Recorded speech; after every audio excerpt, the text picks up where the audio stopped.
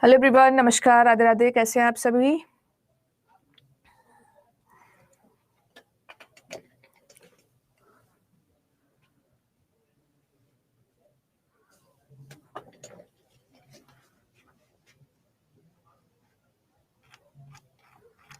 मेरी तबीयत ठीक नहीं है यार।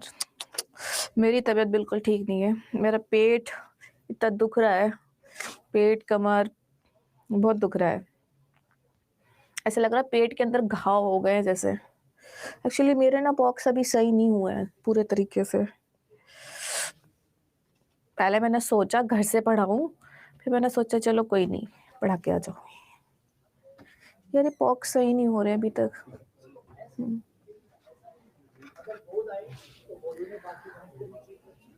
चलो क्लास को शुरू करते हैं।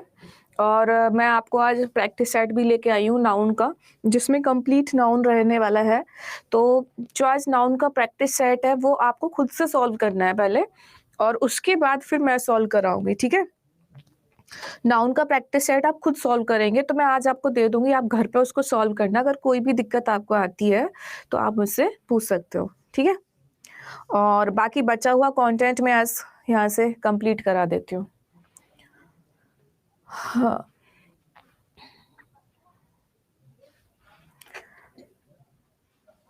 घर से पक्का पढ़ा दूं, दिक्कत तो नहीं होगी?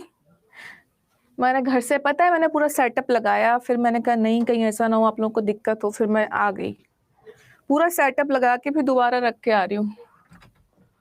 चलो पढ़ लेते हैं थोड़ा सा ना।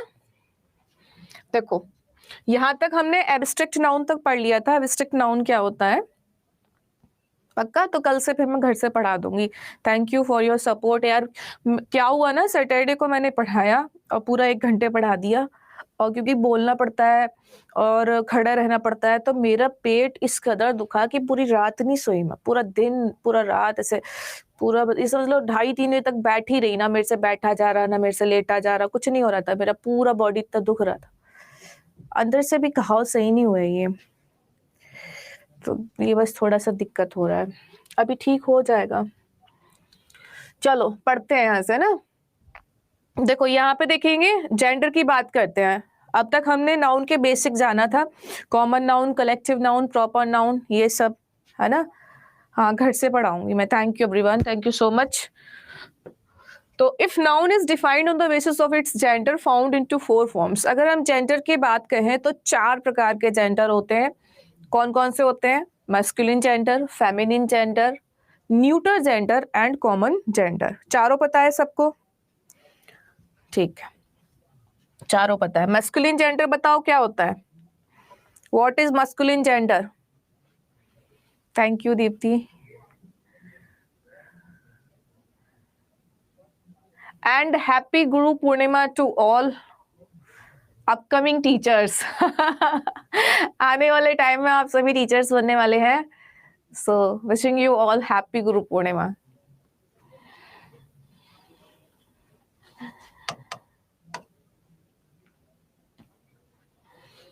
चलिए, तो मैस्कुलिन जेंडर क्या होता है? विच डिनोट्स मेल, जो मेल जेंडर को दर्शाता है, यानी कि पुरुष जाति को दर्शाता है। फेमिनिन जेंडर क्या होता है? जो फीमेल यानी कि मादा जाति को दर्शाता है। कॉमन जेंडर, कॉमन जेंडर का मतलब होता है, कॉमन जेंडर का मतलब होता है ईदर मेल और फीमेल, या तो मेल या फीमेल, दोनों में से कोई एक होगा। और हिंदी में इसको कह देते हैं उभयलिंग। क्या कह देते हैं? उभयलिंग, ठीक है। न्यूटर जेंडर, न्यूटर जेंडर का मतलब होता है नीदर मेल नॉर फीमेल, यानी कि ना तो उसका जेंडर मेल है और ना ही क्या है उसका फीमेल है। ऑलमोस्ट वी कैन से कि उसका कोई जेंडर ही नहीं है ही नहीं जेंडर। तो उसको हम क्या कहेंगे, न्यूटर जेंडर, यानी कि नपुंसक लिंग। जैसे नपुंसक लिंग का मतलब क्या होता है, जैसे कार है, बस है, स्कूल है, पार्क है, ये सब क्या होते हैं आपके न्यूटर जेंडर होते हैं। अरे इसको अभी डिटेल में मिलेगा आगे, डोंट वरी, सब कुछ डिटेल में मिल जाएगा। यहां से देखो, डार्क की नीड नहीं है। ये देखो, masculine gender, a noun that denotes a male community is kept in masculine gender। Masculine gender क्या होता है, जो मेल कम्युनिटी को दर्शाता है। मसल, पावर, मेल, जैसे father, brother, uncle, Ram, Shyam, Ghanshyam, ठीक है। फेमिनिन जेंडर होता है a noun that denotes a female community is kept in feminine gender. Feminine, Femina, beauty, female. अच्छा, आप ये सोच रहे होंगे कि यहाँ पर हमने इसको क्यों इस तरीके से दर्शाया है, मसल, पावर, ऐसा क्यों दर्शाया है। ऐसा इसलिए है कि कई बार आपने हिंदी में कुछ जेंडर पढ़े होंगे। जैसे हिंदी में क्वेश्चन आता है, कि दही का कौन सा लिंग है, आता है ना। हिंदी में क्वेश्चन आता है कि दही का कौन सा लिंग है ना, आता है कि नहीं आता है। तो अब हम नॉर्मली हिंदी में जब लड़कियों की बात आती है तो ई शब्द आ जाता है, ई, नॉर्मली ऐसा होता है। और लड़कों की बात करें तो आ शब्द आ रहा होता है, ऐसा नॉर्मली होता है ना। वह आ गया, वह आ गई, है ना, तो ये होता है। तो ऐसे दही में पूछा जाता है कि लिंग कौन सा है। वैसे बेसिकली अगर देखा जाए तो दही का कोई लिंग विंग तो है नहीं। दही तो अपने आप में एक मटेरियल है, उसका लिंग तो होगा नहीं। लेकिन उसके बावजूद भी हम वहां पे एक मान के चल रहे हैं कि दही खा ली या खा लिया, वॉटेवर, इस तरीके से। तो होता है क्या, इंग्लिश में भी यही चीजें होती हैं कि 4 प्रकार के ये लिंग होते हैं। तो एक तो ये कि जेंडर के बेसिस पे है, विच डिनोट्स मेल जेंडर, तो उसको आप मस्कुलिन कहोगे। विच डिनोट्स फीमेल जेंडर, तो उसको आप फेमिनिन कहोगे। लेकिन कई बार ऐसी चीजें होती है जहां पर हम, उनका जेंडर नहीं होता बट हम ऐसा बोल देते हैं। इस केस को हम कहते हैं पर्सोनिफाई। क्या कहते हैं, पर्सोनिफाई। पर्सोनिफाई का मतलब होता है मानवीयकरण। जब किसी शब्द का पर्सोनिफिकेशन किया जाता है, जब किसी शब्द का मानवीयकरण किया जाता है, तो ऐसे केस में क्या होता है, जो अजीवित वस्तु है, जो जीवित वस्तु नहीं है, उसको मनुष्य की तरह व्यवहार करते हैं। उसको हम कैसे लेके चलते हैं, मनुष्य की तरह। जैसे मैं इसको बोलने लगूं, अरे यार बेचारा पेन को मैं इसको कब से यूज कर रही हूँ, ये बेचारा, बेचारा मैंने शब्द इसको बोल दिया। क्या बेचारा, ये इसके अंदर कोई फीलिंग्स थोड़ी है, लेकिन मैंने इसको बेचारा बोल दिया। घर में किसी ने बोला यार एसी कब से चल रही है, बाइक बेचारी मेरी कब से चल रही है। तो हम कहीं ना कहीं चीजों में क्या लेके आ जाते हैं, चीजों से हम मानव की तरह व्यवहार करने लगते हैं। मानवीयकरण कहलाता है। जब आप चीजों को मानव की तरह ट्रीट करते हो तो वहां पे बन जाता है मानवीयकरण, जिसको हम कहते हैं पर्सोनिफिकेशन। तो ऐसे ही केस में क्या होता है, जेंडर आता है। कैसे आता है, अब ये कहानी बनती है पोइट से। तो जितने भी आपके कवि वगैरह होते हैं, उनका काम क्या होता है कि कोई भी एक पॉइंट उठाया और उस पे 15-20 लाइन लिख दी। जैसे सूर्य, अब सूर्य पे उनको कुछ लिखना है, तो सूर्य को कभी किस तरीके से लिखेगा, और अगर कोई साइंटिस्ट सूर्य पे खोज कर रहा है वो किस तरीके से लिखेगा। दोनों में जमीन आसमान का फर्क होगा। जब आप सूर्य को, साइंटिस्ट अगर सूर्य के बारे में कुछ लिखेगा तो वो उसको ऑब्जेक्ट की तरह ट्रीट करेगा, नो लिविंग थिंग ऑब्जेक्ट लेगा, और सूर्य के लिए इट प्रोनाउन का यूज करेगा, इट, कि सूर्य ये सूर्य वो। ही सी तो नहीं बोलेगा ना सूर्य को। मून के बारे में अगर करेगा तो ही सी नहीं बोलेगा साइंटिस्ट, वो उसको एक ऑब्जेक्ट की तरह ट्रीट करेगा और उस तरीके से बोलेगा। लेकिन अगर हम देखें, जब हम इनका मानवीयकरण करते हैं तो हिंदी भाषा में अगर देखा जाए तो चंद्रमा को मामा बोल देते हैं, बोलते कि नहीं बोलते हैं? चंदा मामा, सूर्य देवता, पृथ्वी माता, भारत माता। तो भारत अपने आप में एक कंट्री है, नॉन लिविंग थिंग ऑब्जेक्ट है, बट हमने उसको माता, वो हमारी फीलिंग्स है ऐसी, हमारी फीलिंग्स है ऐसी, है ना? हमारी फीलिंग्स इतनी ज्यादा है ना, भारत माता बोलोगे आप खुद से निकल जाएगा, बहुत ज्यादा अटैच्ड है फीलिंग्स। तो हमने एक देश का हमने क्या किया? मानवीयकरण किया। और जब हमने उसका मानवीयकरण किया तो हम क्या कह रहे हैं? भारत माता की जय। इसका मतलब हमने अपने कंट्री को कौन सा जेंडर दे दिया? हमने अपनी कंट्री को जेंडर कौन सा दिया? हालांकि कंट्री का कोई जेंडर नहीं होता, इट्स न्यूटर, बट भारत माता की, इट मीन्स हमने उसको फेमिनाइन बना दिया, हमने उसको फीमेल बना दिया, हमने ऐसा ट्रीट किया। अच्छा, ऐसा हमने क्यों ट्रीट किया? हमने ऐसे क्यों नहीं बोला भारत के पिता की जय? भारत को पिता के रूप में क्यों नहीं लिया? हमने माता ही क्यों लिया? ये चीज दर्शाता है, ये चीज कि जब मस्कुलिन जेंडर की बात आती है तो मस्कुलिन कहता है, मस्कुलिन को जनरली जो जाना जाता है उसकी पावर से जाना जाता है। मस्कुलिन को जब भी जाना जाता है उसकी स्ट्रिक्टनेस से जाना जाता है, उसके टफनेस से जाना जाता है, कि हम ये मान के चलते हैं कि अगर ये आदमी है तो ये कठोर है, ये स्ट्रिक्ट है, इसके अंदर पावर है, ऐसा स्वभाव होता है। और नो डाउट भगवान ने बनाया है ऐसा नेचर कि जो मनुष्य होता है, आदमी होता है, उसका नेचर कैसा होता है? टफ होता है, कठोर होता है। वरना अगर पिता का साया घर में ना हो तो कंट्रोल कहाँ से होगा? इतना नहीं मानते बच्चे जितना पिता से डरते हैं। तो एक है पिता के अंदर ये चीज।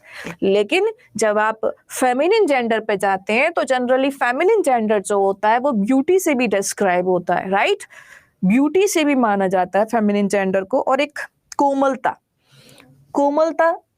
कोमलता जो होती है, मृदुपन जो होता है, मातृत्व जो होता है, और सुंदरता जो होती है, इसको फेमिनिन जेंडर डिस्क्राइब करता है जनरली, है ना?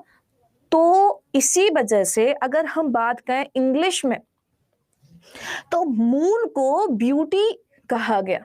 मून को क्या कहा गया? ब्यूटी। क्योंकि चंद्रमा को वो एक बड़ा सुंदरता के तौर पे लेते हैं। तो अगर वो लोग चंद्रमा के बारे में इंग्लिश में कोई लाइन अगर लिखते भी होंगे तो उन्होंने चंद्रमा को किससे लिया? ब्यूटी से। ब्यूटी से लिया तो जेंडर किस में जाएगा? फेमिनिन। जब इसका मानवीयकरण करेंगे तो किस में चला जाएगा? फेमिनिन।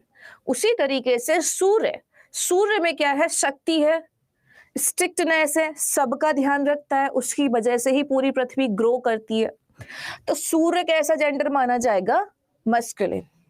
अगर पर्सोनिफिकेशन किया जाए तो पृथ्वी के अंदर जनन करने का गुण है, जनन करने की क्षमता एक मातृत्व किसमें होता है? ये फेमिनिन में होता है। तो पृथ्वी किसमें चली जाएगी? पृथ्वी चली जाएगी फेमिनिन जेंडर में। तो इस तरीके, हाँ देखो, अब दिलीप कुमार मैं इस पॉइंट पे आ रही हूँ, डोंट वरी। तो बट चंदा तो मामा है, right? You are right, absolutely right. और मैंने ये भी कहा कि चंदा तो मामा है। So I want to describe you the thing कि मैंने भी आपसे क्या कहा कि जब हम इंग्लिश लैंग्वेज में बात कहेंगे तो वो चंद्रमा को क्या बोल रहे हैं? Beauty, right? तो जो भी कोई भाषा होती है वो अपने कल्चर को दर्शाती है, डियर। अगर अंग्रेजी भाषा है तो वो अपने यहाँ के कल्चर को दर्शा रही है, और अगर हिंदी भाषा है तो वो अपने यहाँ के कल्चर को दर्शा रही है। तो हम हर चीज को, क्या अंग्रेज कभी ये कहते होंगे चंदा मामा निकल आया? नहीं ना, अंग्रेज कभी नहीं कहते होंगे, है ना? तो कभी हमें कोई बात अगर हमें लिखनी है तो हमें ज्यादा अच्छा किसमें लगेगा? हिंदी लिखने में। और हमें ज्यादा नॉलेज, हमें अपने कल्चर के बारे में कुछ भी जानना होगा तो हम ज्यादा से ज्यादा हिंदी में जानने की कोशिश करेंगे, क्योंकि हिंदी में ही लोगों ने लिखा होगा, अपनी भाषा में ही तो हम लिखेंगे, हमें जो पता होगा। दूसरे लोग अगर अंग्रेजी भाषा है तो वो अपनी सभ्यता को अपनी भाषा में लिखेंगे। इसीलिए मामा का कनेक्शन यहाँ पे इंग्लिश से हट जाता है। आप ये कहोगे भाई हिंदी में तो मामा कहते हैं, ठीक है मैं मानती हूँ हिंदी में मामा कहते हैं, लेकिन इंग्लिश में उसको ब्यूटी से डिस्क्राइब करते हैं। तो इंग्लिश में जब जेंडर की बात आएगी तो किस में चला जाएगा, वो फेमिनिन जेंडर में। तो ऐसा है। तो इसी तरीके से यदि मैं बात कहूँ नेचर, तो नेचर बताओ, नेचर का मतलब होता है प्रकृति। तो बताओ प्रकृति का यदि हमने पर्सोनिफिकेशन किया तो कहां पे जाएगा, फेमिनिन जेंडर या मैस्कुलिन जेंडर?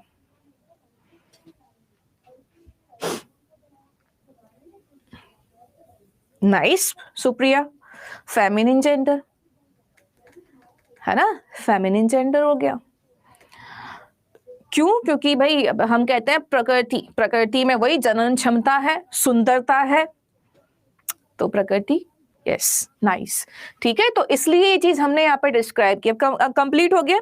ये बात तो आप लोग पहले से जानते ही थे कि जो मेल जेंडर को डिस्क्राइब करेगा वो मस्कुलिन होगा, no issue at all in this. जो फेमिनिन जेंडर को डिस्क्राइब कर, फीमेल को डिस्क्राइब करेगा वो फेमिनिन जेंडर में आएगा, और दोनों में से कोई एक होगा तो उसको हम क्या कहेंगे, कॉमन। जैसे मदर, मदर कैसी है, फेमिनिन जेंडर, ठीक है।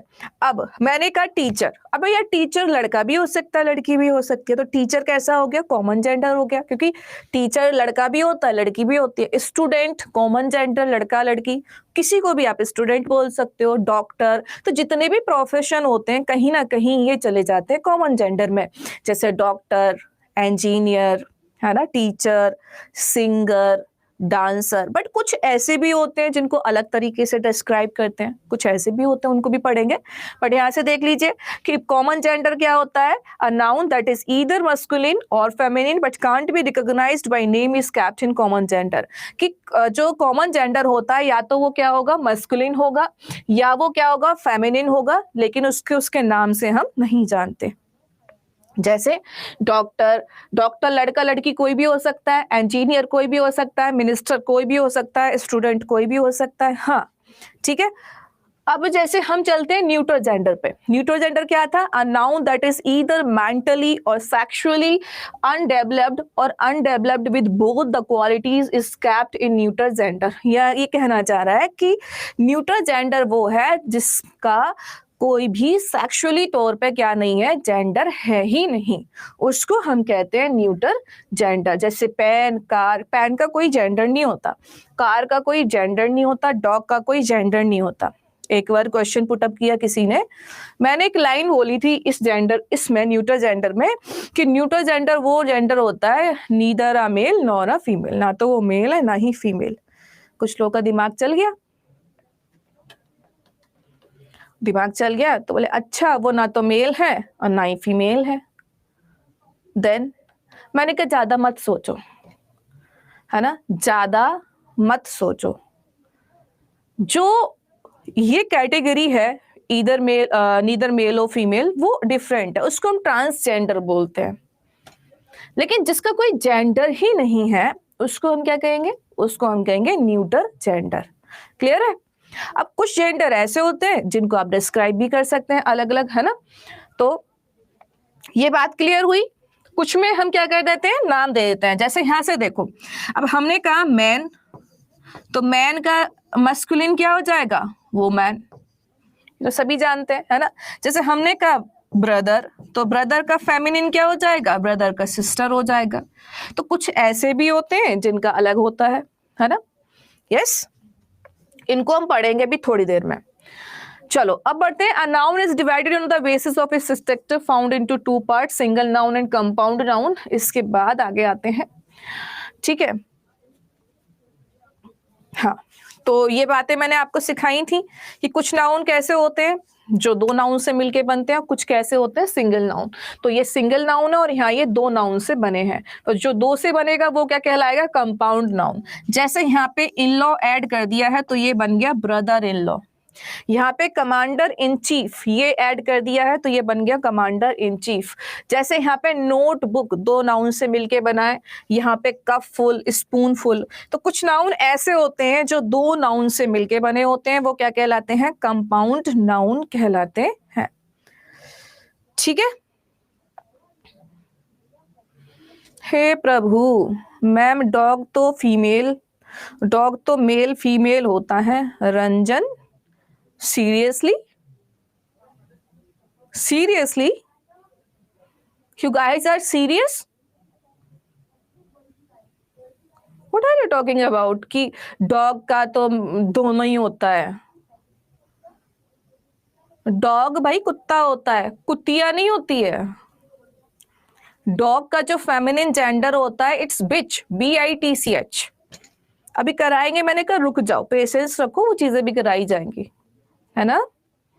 रुकिए। तो यहां से हम कह रहे हैं compound noun that is also part of noun is divided into two parts. Compound noun भी दो पार्ट में डिवाइड होता है, एक में हाइफन लगाया जाता है और एक में हाइफन नहीं लगाया जाता है। ठीक है, एक में हाइफन लगाया जाता है और एक में हाइफन नहीं लगाया जाता है। हाइफन क्या होता है? जो बीच में इस तरीके से डैश जैसा बना होता है उसको हम हाइफन कहते हैं। एंड मुझे लगता है कि शायद मुझे प्राइवेट कर देना चाहिए चैट को, because you guys are disturbing yourself. Compound noun with hyphen, a compound noun that gets hyphen amid its word। यानी कि कुछ ऐसे compound noun जो बीच में hyphen लेते हैं। amid का मतलब होता है के बीच में, अपने शब्दों के बीच में जो hyphen लेते हैं वो कहलाते हैं hyphenated compound noun। तो यहाँ आप देखेंगे जैसे ब्रदर इन लॉ, इनके बीच में आपको ये हाइपन लगाना ही पड़ेगा। पासर बाय, इसके बीच में आपको हाइपन लगाना ही पड़ेगा। Brother in law and passer by. और कुछ होते हैं जिसमें नहीं लगता, जैसे cupful, spoonful, pocketful, इसमें कोई भी हाइपन नहीं लगता है। ठीक है। If noun is divided on the basis of its count ability found into two forms, अगर noun को count के फॉर्म में डिवाइड किया जाए तो दो तरीके से डिवाइड होते हैं, काउंटेबल, अनकाउंटेबल। ये मैंने आपको पढ़ाई दिया था, है ना। तो काउंटेबल कौन सा होता है? जिसको आप एक बार गिन सको, जिसको एक से ज्यादा बार भी गिन सको, जिसका आप प्लुरल बना सको। अनकाउंटेबल वो होता है जिसको आप प्लुरल ना बना सको। ठीक है, देखो, if noun is divided on the basis of it's number found into two form, singular number and plural number. यदि आप नाउन को गिन पाते हो तो उसको दो पार्ट में डिवाइड कर दिया जाता है, फिर एक सिंगुलर नंबर और एक प्लुरल नंबर। अगर आपसे पूछा जाए कि अगर आपसे पूछा जाए कि नंबर्स कितने होते हैं, इंग्लिश ग्रामर में नंबर्स कितने होते हैं?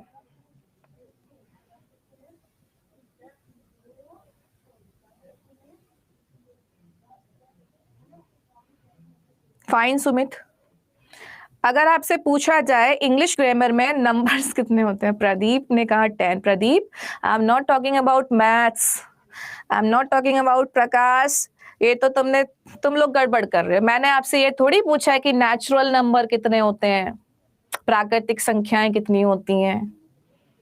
हाँ, मैंने कहा इंग्लिश ग्रामर में नंबर्स कितने होते हैं। तो इंग्लिश ग्रामर में क्या होता है, जो नंबर होता है इसका हिंदी होता है वचन। अब आपसे पूछे कि वचन कितने होते हैं, तो दो ही होते हैं, एक वचन और बहुवचन, जिसको हम कहेंगे singular number and plural number. So there are two types of number in English grammar, singular number and plural number, एक वचन और बहुवचन। ठीक है, हिंदी में तीन होते हैं डेफिनेटली, और संस्कृत में दो। हाँ, चलो, तो ये आपने पहले ही पढ़ लिया, काउंटेबल अनकाउंटेबल मैंने पहले ही पढ़ा दिया था। अब यहां से देखो, जब भी आप सिंगुलर से प्लुरल बनाते हो तो इसके कुछ नियम और कानून होते हैं, वो यहां से आज सीखते हैं। तो नियम दिया हुआ है, नॉर्मली क्या कहते हैं, जनरली अ singular countable noun becomes plural adding S after itself. सामान्य तौर पर कोई भी नाउन होता है तो उसमें एस जोड़कर हम क्या बनाते हैं, प्लुरल बनाते हैं। जैसे डॉग, डॉग में हमने एस जोड़ के क्या बना दिया, डॉग्स। कार में हमने एस जोड़ के क्या बना दिया, कार्स। स्टूडेंट में हमने एस जोड़ के क्या बना दिया, स्टूडेंट्स। टीचर में हमने एस जोड़ के क्या बना दिया, टीचर्स। ये आमतौर पे होता है कि कोई भी नाउन है उसमें अगर आप एस ऐड कर देंगे तो कैसा हो,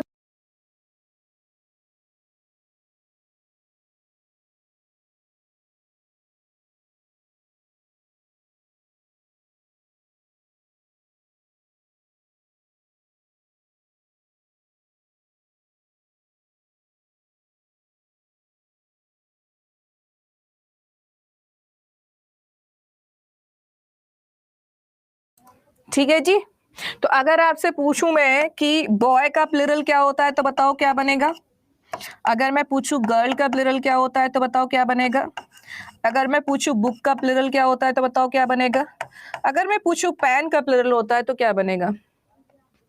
सिंपल, कि जब भी सामान्य तौर पर आप प्लूरल बनाते हो तो एस जोड़ते हैं। सामान्य तौर पर हम एस जोड़ के प्लूरल बनाते हैं। बट इसके अलावा भी नियम है कि ऐसा नहीं हर बार आप एस जोड़ के ही बनाओगे। कुछ नाउन ऐसे भी होंगे जिनमें आप ईएस जोड़ के प्लूरल बनाते हैं, जैसे ये। इनका रूल क्या कहता है। इनका रूल ये कहता है कि ऐसे सिंगुलर काउंटेबल नाउन जिनके अंत में एस आ जाए, ध्यान से सुनना, एस आ जाए, डबल एस आ जाए, सी एच आ जाए, एस एच आ जाए, एक्स आ जाए, जेड आ जाए, ऐसे नाउन जिनके अंत में S, double S, C H, S H, X H अगर अंत में आता है तो ऐसे नाउन के लास्ट में ईएस जोड़ दिया जाता है। ऐसे नाउन के लास्ट में क्या जोड़ देते हैं, ईएस। जैसे क्लास में 2 बार एस आ रहा है तो हमने इसमें क्या जोड़ा, क्लासेस। टॉर्च से हमने क्या बनाया, टॉर्चेस। बॉक्स से हमने क्या बनाया, बॉक्सेस। तोपाज से हमने क्या बनाया, तोपाजेस। अब कुछ और बनाओ आप लोग। मैंने यहाँ पे एक वर्ड दिया, वॉच।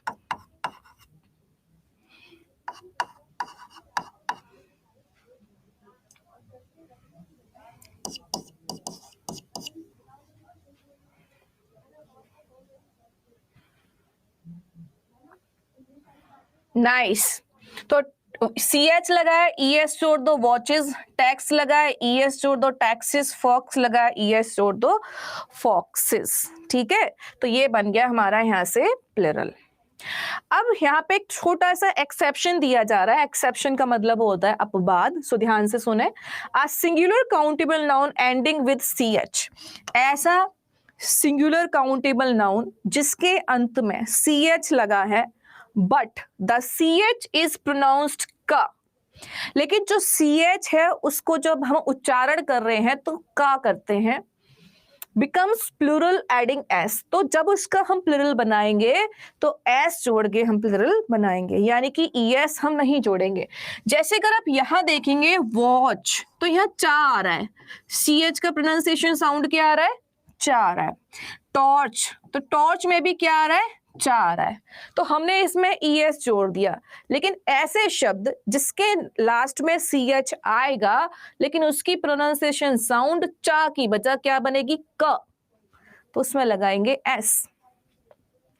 जैसे मोनार्च बोलते हैं कि मोनार्क बोलते हैं, बताओ जरा, मोनार्क या मोनार्च। तो हम बोलते हैं मोनार्क। स्टोमच या स्टोमक। अंकिता कह रही है मैम मेरी बेटी बोल रही है तो मेरे क्लास का है। और क्या, छोटे छोटे बच्चों को ही पढ़ाएंगी आपकी मम्मा। का आर्क, आर्क में भी कैसी साउंड आ रही है, क। तो क की साउंड आ रही है तो हमने इसमें क्या जोड़ा जी, एस। एग्जाम में मोस्ट ऑफ टाइम ये पूछा गया है। पूछा कैसे जाता है, कई बार पूछ ऐसे लिया जाता है कि यदि वॉच का प्लूरल वॉचेस है, टीचिंग एग्जाम्स में इस तरीके से पूछ लेते हैं कि यदि वॉच का प्लूरल वॉचेस है तो स्टोमक का प्लूरल क्या होगा। अब एक तो ऐसा वर्ड होगा जिसमें ईएस लगा होगा, एक वर्ड ऐसा होगा जिसमें एस लगा होगा। आपको ध्यान रखना है, का की साउंड आ जाए तो ईएस, सॉरी एस लगा दो, चा की साउंड आ जाए तो ईएस लगा दो। ये बात सबको समझ में आ गई। चलो भाई आगे बढ़े। नेक्स्ट इसी तरीके से हमारे पास कुछ और नाउन है, कुछ ऐसे नाउन जिसके लास्ट में ओ आता है। ऐसे नाउन जिसके लास्ट में क्या आता है, ओ आता है। एंड अ वर्बिल कम्स बिफोर द ओ, और ओ से पहले हमें एक वर्बिल दिया हो तो ऐसे केस में हम ईएस जोड़ते हैं। ओ से पहले हमें कोई वर्बिल मिल जाए तो हम ऐसे केस में क्या जोड़ते हैं, ईएस। जैसे स्टूडियो आई दिया है, रेडियो आई दिया है, वीडियो, इन सब में हमें क्या जोड़ना है, लगता है उल्टा लिख दिया है ना। हाँ गलत कर दिया, प्लूरल एडिंग ईएस नहीं होगा, ये सिर्फ एस होगा। वही हम सोचें, एस होगा, एस। गलत दे दिया है, यहां से ध्यान दो, है ना। तो इसमें केवल हम क्या जोड़ेंगे, एस, क्योंकि जैसे ये है पोटैटो, अगर आपको ओ से पहले कॉन्सोनेंट मिल रहा है तो आप ईएस जोड़ो, अगर ओ से पहले आपको वोवेल मिल रहा है तो आप क्या जोड़ेंगे, एस। ठीक है, जैसे स्टूडियो में हमने क्या लगा दिया, स्टूडियोज, रेडियो में रेडियोज, वीडियो में वीडियोज, बैम्बू में बैम्बूज। ठीक है, ऐसे ही हीरो, अब ओ से पहले हमारे पास क्या है, कॉन्सोनेंट है, तो हीरो में हम क्या जोड़ेंगे, ईएस। जीरो, ओ से पहले हमारे पास क्या है, कॉन्सोनेंट, तो हम क्या जोड़ेंगे, ईएस। पोटैटो, टी यहाँ पे क्या है, कॉन्सोनेंट, तो हम यहाँ पे क्या जोड़ेंगे, ईएस। ऐसे ही टोमेटो, तो इसमें हम क्या जोड़ देंगे, ईएस। यानी कि जब भी आपको ओ से पहले कॉन्सोनेंट मिले तो ईएस जोड़ो, अगर ओ से पहले आपको वर्बल लेटर मिल रहा है तो केवल एस आपको जोड़ना है। ठीक है, क्लियर है बात सबको। नेक्स्ट वन, नेक्स्ट हमारे पास ये है एक्सेप्शन। ये क्या है, अपवाद है। ये कह रहा है कि अगर आपको वर्ड के अंत में ओ मिल रहा है, a consonant comes before the O, और ओ से पहले आपको कॉन्सोनेंट मिल रहा है, but the noun is related to technology, लेकिन नाउन जो है टेक्नोलॉजी यानी कि इसको बोलेंगे तकनीकी, तकनीकी से संबंधित है, तो ऐसे केस में आप क्या जोड़ेंगे, एस। जैसे फोटो, फोटो में हमने क्या जोड़ा है, केवल एस। जैसे ऑटो, ऑटो में हमने क्या जोड़ा है, एस। जैसे डायनामो, डायनामो में हमने क्या जोड़ा है, केवल एस। ठीक, ये वाला आता है एग्जाम में, अगर आता भी है तो ये आया हुआ है कि टोमेटो का प्लुरल यदि टोमेटोज है तो फोटो का प्लुरल क्या होगा, तो फोटो का प्लुरल क्या होगा, फोटोज। ठीक है, ये वाला रूल सबको पता ही होगा, ये वाला रूल। ये है आपका बाई वाला। बाई वाला तो सबको रटा होता है कि यदि हमें बाई से पहले, यदि हमें वाई से पहले क्या मिल रहा है, वर्बल लेटर मिल रहा है, तो केवल हमें एस जोड़कर क्या बनाना है, प्लुरल।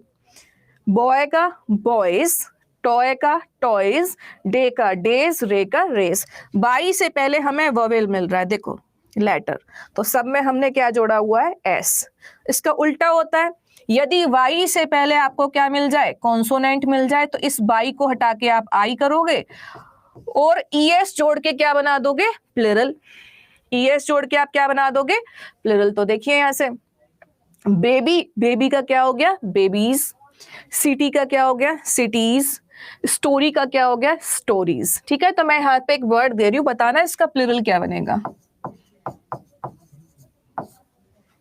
ये आता है एग्जाम में, ये वर्ड बहुत इंपॉर्टेंट है आप लोगों के लिए। सिंगुलर, प्लुरल, जेंडर बड़े इंपॉर्टेंट है आपके एग्जाम के लिए। आज होना तो प्रोनाउन था, बट अभी इसको ही करा देती हूँ।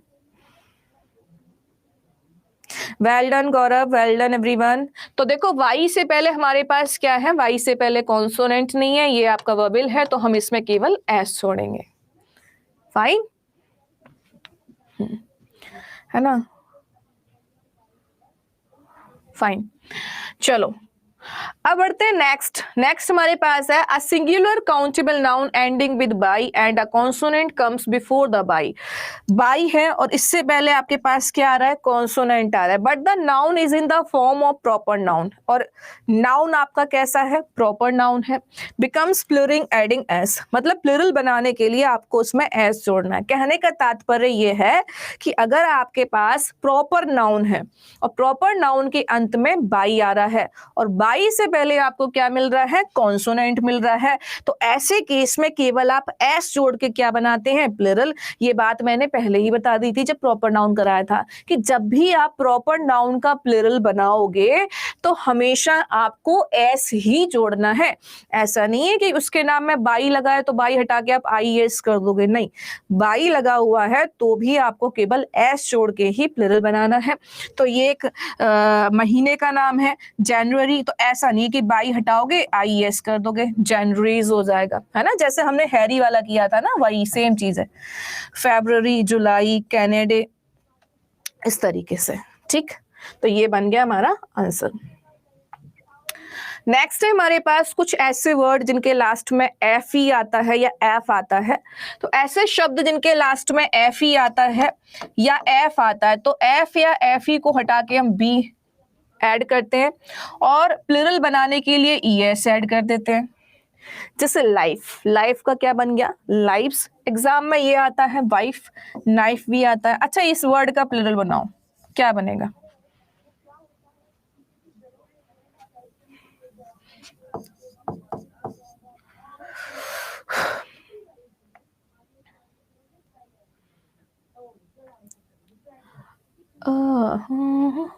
लीव नहीं था डियर, मैंने लीव नहीं बनाया था। लीव तो ये रहा, ये अलग शब्द है, ये लोफ है। लोफ का मतलब होता है ब्रेड का टुकड़ा। लोफ का मतलब क्या होता है? ब्रेड का टुकड़ा। अरे नहीं अनंत, वो ना एक्चुअली अमेरिकन और ब्रिटिश का फर्क होता है, बट हम ब्रिटिश इंग्लिश पढ़ते हैं ना, तो वो लोब्स होगा। ठीक है, हाँ फाइन। तो LOAF, LOAF है, एफ को हटाओगे क्या लगा देंगे यहाँ पे? बी, और प्लूरल बनाने के लिए ES, तो क्या बन जाएगा? LOAVES।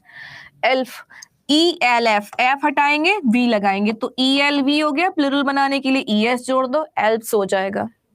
ठीक है जी। अरे बाबा अनिल, अनिल अनिल, अब पीस ऑफ लोफ, ये आपने तो पता है पीस का मतलब भी टुकड़ा होता है, लोफ का मतलब भी टुकड़ा होता है। तो टुकड़े का टुकड़ा नहीं होगा, ब्रेड का टुकड़ा होगा। या तो आप बोलो अ पीस ऑफ ब्रेड, या आप बोलो लोफ ऑफ ब्रेड, दोनों में से कोई एक बोलना है। दोनों साथ में यूज करेंगे, आवश्यकता से अधिक प्रयोग होगा, उसको इंग्लिश में कहते हैं सुपरफ्लॉस। एल्फ का मतलब होता है जोकर, एल्फ का मतलब होता है जोकर, हाँ, जिसकी नाक वैसे टमाटर जैसी होती है। चलिए, कुछ नाउन ऐसे होते हैं जिनके लास्ट में एफ लगा होता है, बट उसके बावजूद हम उनमें केवल एस जोड़ के प्लूरल बनाते हैं। इसका रूल क्या कह रहा है? इसका रूल कह रहा है a singular countable noun ending with F or FE, but it is the formation of other parts of speech become plural adding S. तो प्रूफ में हम एस जोड़ के क्या बना देंगे? प्रूफ्स। बिलीफ में एस जोड़ के क्या बन जाएगा? बिलीफ्स। चीफ में एस जोड़ के क्या बन जाएगा? चीफ्स। यहाँ पे एक बड़ा प्यारा सा पॉइंट आ रहा है, डार्क, डार्क ये हो नहीं रहा एक्चुअली, डार्क इससे होगा फिर ये इरेज हो जाएगा। देखो इससे हो जाएगा ये डार्क, पर ये ना इरेज हो जाएगा, ज्यादा देर रह नहीं सकता ये। अच्छा, यहाँ पे मैं एक शब्द दे रही हूँ, आप उसका प्लूरल बनाना, ठीक है? अच्छा नहीं नहीं नहीं, एक काम करते हैं, आप बताना आना क्या चाहिए।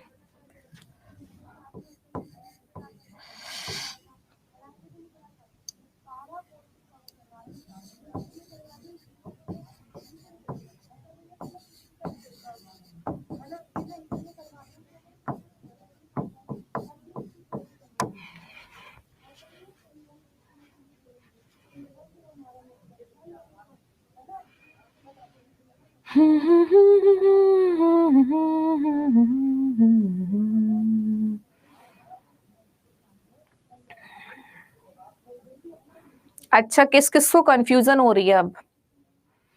अब किस किस को कंफ्यूजन हो रही है? अच्छा, आई लिख दूं तो शायद सही कर डालोगे। आई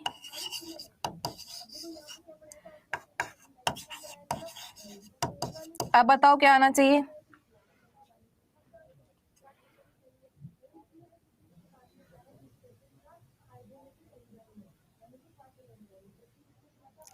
चलो लेट मी क्लियर, अब मैं आपका एक कंफ्यूजन यहां से क्लियर करती हूँ। सब जानते हैं ये वाला वर्ड, देखा ये भी होगा, बात वही है क्या? शुरू वाली बात, शुरू वाली बात क्या कि हमें अगर पार्ट्स ऑफ स्पीच पता हो तो बात बहुत आसान हो जाती है, उसके रूल लगाने आसान हो जाते हैं। आपको कंफ्यूजन सिर्फ इतना सा है कि आप ना इसके पार्ट्स ऑफ स्पीच नहीं पहचान पा रहे हो। जैसे ही मैं क्लियर करूंगी आप आराम से आंसर सही कर दोगे। ये बिलीफ जो वर्ड होता है, देखो होता है क्या, जो ये बिलीफ शब्द है, यहां से समझिए, जो ये बिलीफ शब्द है ना डियर, यहाँ पे यही लिखा हुआ था। कुछ वर्ड ऐसे होते हैं जिनके दो पार्ट्स ऑफ स्पीच होते हैं। ये जो बिलीफ है ये आपका है नाउन, ठीक है, और ये है आपका सिंगुलर नाउन। अब इसका जब हमने प्लूरल बनाया तो ये बन गया BELIEFS। ये भी आपका नाउन है, लेकिन कैसा है जी ये आपका प्लूरल। ठीक है। अब दूसरा पॉइंट, दूसरा शब्द होता है BELIEVE। ये होती है जी वर्ब, और जब वर्ब में एस नहीं लगती है तो ये वर्ब होती है कैसी, सिंगुलर, उल्टा है। अब हमने यहाँ पे लिख दिया BELIEVES, ये भी वर्ब है, लेकिन जब वर्ब में एस और ES लग जाता है तो वर्ब बन जाती है कैसी, सिंगुलर। ठीक है, वर्ब कैसी बन जाती है, सिंगुलर। अब मैंने कहा ही इन यू, अब खुद डिसाइड करो कि ये तो सब्जेक्ट है, इसके बाद क्या आना चाहिए था। क्या हम नाउन का यूज करें, बिलीव्स, या हम इस वर्ब का यूज करें, क्या करना पड़ेगा, वर्ब आनी चाहिए, है ना। अब वर्ब कैसी आनी चाहिए, ही कैसा है, ही सिंगुलर है, तो वर्ब कैसी आएगी, सिंगुलर। और वर्ब सिंगुलर कब बनती है, एस और ES जोड़ के। तो हम क्या करेंगे, हम यूज करेंगे ही believes in you, am I right? अब सेम फॉर आई, आई के लिए मैं क्या इनमें से कोई यूज कर सकती हूँ, I believe you, I believes you, नहीं, क्योंकि आई अपने आप में सब्जेक्ट है। अब मुझे यहाँ पे चाहिए वर्ब, और ये दोनों नाउन है, नाउन तो खुद सब्जेक्ट बनते हैं, तो हमें चाहिए वर्ब। अब सोचो आई कैसा वर्ब लेता है अपने साथ, प्लूरल लेता है, तो प्लूरल कैसी होती है, बिना एस और ES के वर्ब प्लूरल होती है। तो मैं क्या कहूंगी, आई बिलीव इन यू, है, क्लियर हो रहा है। अब देखो यहाँ पे जो हमने लिखा था समझ में आ गया कि अगर हम ही के साथ, अगर हम यहाँ पे ही के साथ ऐसे लिख देते ही, तो ये भी नाउन और ये प्रोनाउन, तो कनेक्शन गड़बड़ हो गया भाई। नाउन प्रोनाउन दोनों ही सब्जेक्ट बनते हैं, अब ये दोनों ही यूज करोगे गलत हो जाएगा। हमें चाहिए कि सब्जेक्ट के बाद क्या आनी चाहिए, वर्ब आनी चाहिए, ये तो गड़बड़ हो गया था। इसीलिए सब्जेक्ट के बाद वर्ब आएगी तो क्या आएगी, ये भी गड़बड़ है। सब्जेक्ट के बाद इसके लिए कौन सी चाहिए, ये सिंगुलर, है ना। यस, तो यही कह रहा था यहाँ पे कि singular countable noun ending with F and F, but it is the formation of other parts of speech. ये फॉर्मेशन एक और पार्ट्स ऑफ स्पीच का है, इसीलिए इसके लास्ट में एस जोड़कर हम क्या बनाते हैं, प्लूरल बनाते हैं। अगर हम इसको एफ हटा के VES करते तो ये वर्ब में बदल जाता, ये वर्ब में बदल जाता, फिर वर्ब और नाउन में फर्क नहीं रह जाता। तो वर्ब और नाउन का इस शब्द से हमने एक और पार्ट्स ऑफ स्पीच बनाया। सेम हियर, इसको भी समझाती हूँ, सेम हियर। अगर आप एफ हटा के इसमें VE लगा देंगे तो पार्ट्स ऑफ स्पीच बदल जाएगा, वो नाउन नहीं रहेगा। सेम प्रूफ में होता है। प्रूफ में क्या होता है, आपने वर्ड सुना होगा PROOVE, सुना है ना। यहां देखो PROOVES, या मैंने कह दिया PROOVED, प्रूव्ड। क्या आपने ऐसे सुना, प्रूफ्ड, नहीं, है ना, ऐसे नहीं सुना होगा, क्योंकि ये तो भाई नाउन है। नाउन में हम ED ऐड नहीं करते, नहीं, हम वर्ब में ED ऐड कर देते हैं। अब हुआ क्या कि ये प्रूफ क्या था, नाउन था। अब इसका प्लूरल बनाया तो इसमें हमने क्या लगा दिया, एस लगा दिया, ये नाउन प्लूरल बन गया। लेकिन जैसे आपने इसमें VE जोड़ा, ये बन गया वर्ब, और वर्ब बिना और एस और ES के कैसी होती है, प्लूरल, तो ये प्लूरल वर्ब होगी। अब ये कोई कहने लग जाए मैं तुम्हें सिद्ध करता हूं, आई प्रूव यू, है ना। अब यहाँ पे हमने ES लगा दी तो ये भी वर्ब है, कैसी है, सिंगुलर, क्योंकि वर्ब में एस और ES लग के कैसी बनती है, सिंगुलर बनती है। तो हमने कहा ही प्रूव्स यू, ये था। क्लियर हो रहा है। तो ये सारे वर्ड ऐसे थे कि अगर आप इनको VE में लेके जाते तो इनका पार्ट्स ऑफ स्पीच बदल जाता, इसीलिए इनके लास्ट में केवल एस जोड़ के क्या बना दिया जी, प्लूरल बना दिया। आई बात समझ में, नाइस। चलो A compound noun without hyphen becomes plural by adding s with the full. ऐसे कंपाउंड नाउन जिनके अंदर हाइपन नहीं लगता है उनके अंत में एस जोड़कर प्लूरल बना दिया जाता है. Cup full, spoonful, pocket full. बस कर रहे हैं, खत्म कर रहे हैं डियर. कप फुल में हमने केवल एस जोड़ा, क्या बन गया? कप फुल्स. स्पून फुल में एस जोड़ा, क्या बन गया? स्पून फुल्स. और पॉकेट फुल. कई बार ये एग्जाम में आता है, और कैसे आता है जरा देखिए. संजीव कपूर को किस किसने देखा है?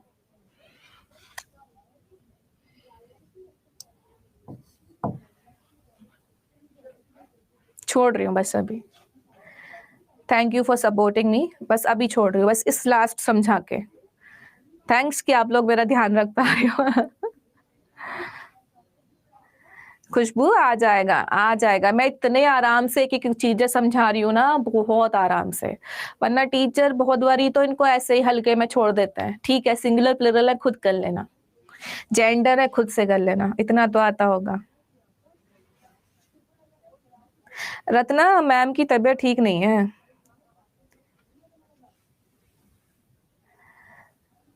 ठीक है, हाँ मेरे को पेन होगा. बस मैं जा रही हूँ. बस एक शब्द ये बता देती हूँ. देखो, आप सबने संजीव कपूर को देखा होगा. वो पता है क्या कहता है? वो कहता है 1 चम्मच. ऐसे हंस हंस के ही बोलता है. 1 टीस्पून ऐसे करके बोलेगा, हंस के ही बोलेगा. जो भी उसे बोलना हो ना, हंस के ही बोलता है संजीव कपूर. तो जब आप 1 चम्मच यूज करते हैं, 1 चम्मच तो 1 स्पून फुल होता है. लेकिन जब वो कहे कि आपको 1 गिलास दूध में 2 चम्मच चीनी डालनी है, तो हमें कहना पड़ेगा. एग्जाम में आता है 2 वर्ड. एग्जामिनर एक तो ये शब्द तुमको जरूर देगा, स्पून्सफुल, और एक देगा स्पून फुल्स. आपको डिसाइड करना है कि दोनों में से सही कौन सा है. स्पून फुल का मतलब है 1 चम्मच भर के, है ना. और स्पून्स फुल का मतलब हो जाएगा 1 से ज्यादा चम्मच भर के. ठीक है, तो यहां से आप देखो, यहाँ पे हमने स्पून में एस लगा दिया. तो हमने अगर 2 चम्मच यूज की है, तो ऐसा थोड़ी अगर हमने 2 चम्मच चीनी यूज की तो 2 चम्मच चीनी ना यूज करके 2 चम्मच उठा के उसमें डाल दी. ऐसा नहीं है ना. हमने 2 चम्मच मात्रा ली है चीनी की, तो मात्रा की वजह से इस नाउन में एस ऐड नहीं करते, लास्ट में ऐड करते हैं. सेम ऐसे होता है. मान लो आपके घर पे आपकी मम्मी ने कहा कि बेटा दाल बना दे, 4 मुट्ठी दाल डालना, है ना. 1 मुट्ठी चावल डाल देना. तो 1 मुट्ठी चावल मतलब 1 हैंडफुल. अगर आपको 2 मुट्ठी चावल है तो क्या हो जाएगा? 2 हैंड्स फुल या हैंडफुल्स. अब दोनों हाथ थोड़ी ना तुम डालोगे. हाँ, एक हाथ तो मुट्ठी से अंदाजा लगा के 2 बार मुट्ठी भर के डाल दोगे. तो इसीलिए आप इस नाउन का प्लूरल कभी ना करें. अगर आप नाउन का प्लूरल करते इसका मतलब आपने दोनों हाथ डाल दिए. हाथ नहीं डाले, मात्रा डाली है. तो हैंडफुल्स. ऐसे कप फुल होता है. कोई 1 कप चाय पीता है, कोई 2 कप चाय पीता है. तो 2 कप चाय पिएगा तो क्या बनेगा? Cup full, cups full. ठीक है, तो ये कुछ ऐसी बातें थी घर गृहस्थी की, समझा दी आपको. अब मैं ये आपको भेज देती हूँ तुरंत अभी. ठीक है, थैंक यू एवरीवन. मेरे बॉडी की बैंड बजी हुई है.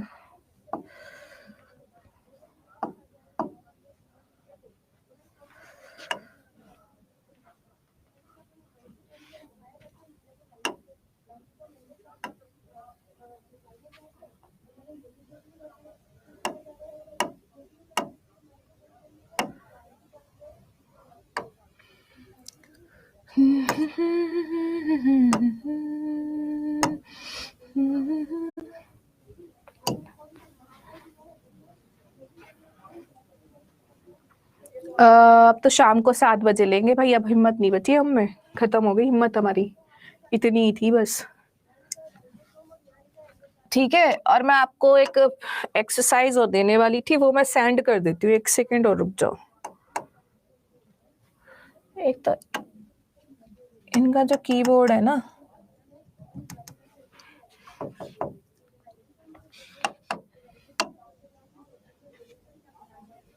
Hello, Deepti Rajput. Hi. How are you guys?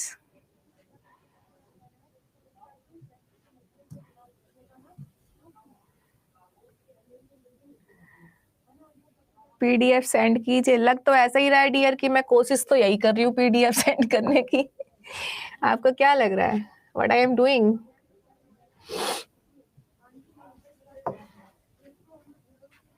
ये पीडीएफ मैंने आपको भेज दी है और एक पीडीएफ एक्स्ट्रा मैं आपको दे रही हूँ। Just wait for a minute.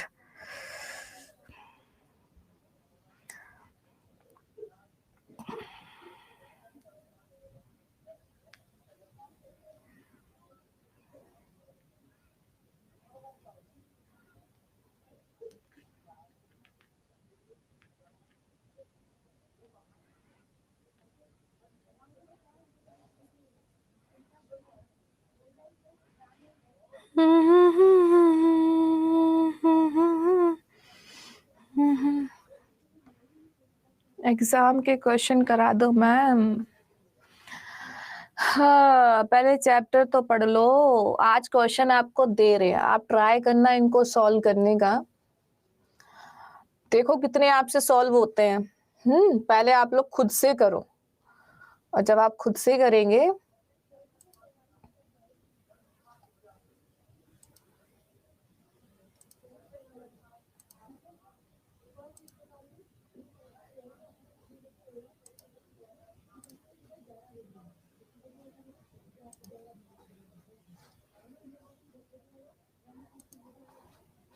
सब्र रखो, क्वेश्चंस भी होंगे आपके।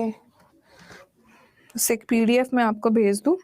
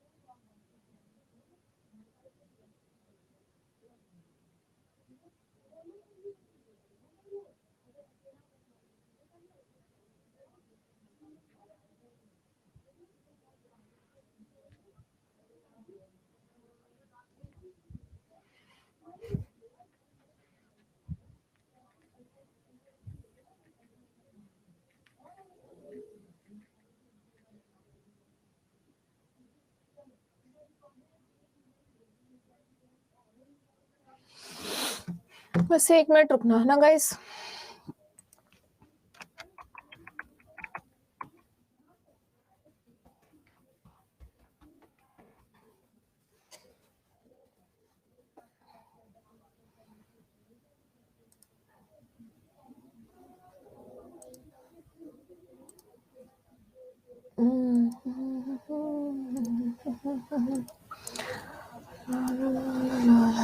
देखो,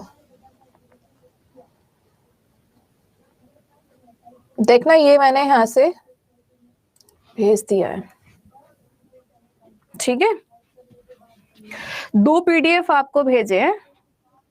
ये तो इस पे ज्यादा कुछ लिखा नहीं था, तो ये मैंने आपको भेजा नहीं है, इस पे कुछ नहीं था। और जो भी मैंने पीपीटी भेजी अभी पीडीएफ पे जो लिखा था वो आपको भेज दिया है, ठीक है। कोई डाउट किसी को? Thank you Sumit. साइंस का क्लास देखो, जब मैं घर पे ही थी, मैम का मैसेज आया था कि उनकी तबीयत ठीक नहीं है, शी इज हॉस्पिटलाइज्ड, तो इसलिए उनकी क्लास नहीं हुई थी मैम की। बाकी मैं भी ना भी किसी से मिली नहीं, मैं सिर्फ क्लास लेती हूँ और रूम पे चली जाती हूँ। मैं भी टीचर से, अभी भी मैं चली जाऊंगी घर, मैं किसी से मिली नहीं। अब जाएं? चलो, थैंक यू एवरीवन। और मेरी तरफ से अपनी मम्मा को, अपने फादर को गुरु पूर्णिमा बोलना, क्योंकि वही आपके सबसे पहले गुरु हैं। और respect your mother and father, respect your parents, है ना, रेस्पेक्ट योरसेल्फ टू। ठीक है, टेक केयर, बाय बाय। आप सभी से मुलाकात करते हैं शाम को 7 बजे। तब तक के लिए नमस्कार, राधे राधे। एंड अच्छे से पढ़ाई करना, और जो मैंने भी प्रैक्टिस सेट भेजा है इसको सॉल्व करना, क्योंकि जो दूसरा वाला प्रैक्टिस सेट है उसमें नाउन के जेंडर से रिलेटेड क्वेश्चंस, सिंगुलर प्लूरल से related questions, and common noun abstract noun से रिलेटेड क्वेश्चंस हैं, एंड कुछ नाउन अनकाउंटेबल होते हैं, कुछ प्लूरल होते हैं, कुछ इस टाइप के क्वेश्चंस आपको उसमें पूरा कंप्लीट प्रैक्टिस सेट आपको भी शेयर किया गया है। So try to solve these questions. अगर उनमें कोई भी क्वेश्चन में आपको डाउट होता है तो कल हम इसको डिस्कस करेंगे और सॉल्व करेंगे। ठीक है, एक काम आप सभी को और करना है कि अब आप सभी लोग इंग्लिश की ल्यूसेंट बुक जरूर रखें, स्पेशली फॉर टीचर्स। जो भी टीचर एग्जाम की तैयारी करते हैं उनके पास ल्यूसेंट होना चाहिए, क्योंकि वहां पे थोड़ा सा बेसिक होता है, तो उस बेसिक का प्रैक्टिस आप ल्यूसेंट से करें, क्योंकि ज्यादा से ज्यादा बेसिक आपको कहीं नहीं मिलेगा ल्यूसेंट के अलावा। This is the basic book. तो इंग्लिश और हिंदी दोनों में आती है, उसको रखिए, वहां से पढ़िए, और जितना आपको पढ़ाया जाता है उतना पढ़िए, और ज्यादा से ज्यादा थ्योरी ना पढ़ के आप उसमें से ज्यादा क्वेश्चन सॉल्व करिए। ठीक है, तो टेक केयर, आप सबसे कल बात करेंगे। पहले आप इस क्वेश्चंस को सॉल्व कीजिए, तब मैं आपको वो प्रैक्टिस सेट मैं सॉल्व कराऊंगी। पहले आपको ये आज होमवर्क के तौर पे दिया है मैंने। जितने आपसे क्वेश्चंस बन जाए वेल एंड गुड, नहीं बनते एक बार नोट्स ट्राई करो, एक बार बुक से देखो, फिर ट्राई करो बनाने की, फिर भी नहीं बनते, आई विल बी देयर, मैं आपको कंप्लीट सारे क्वेश्चंस का सॉल्यूशन भी कराऊंगी। ठीक है, so bye bye, take care. आप सभी से मुलाकात कल करते हैं, and please I need your support, so I need your 5 star. Take care, bye bye.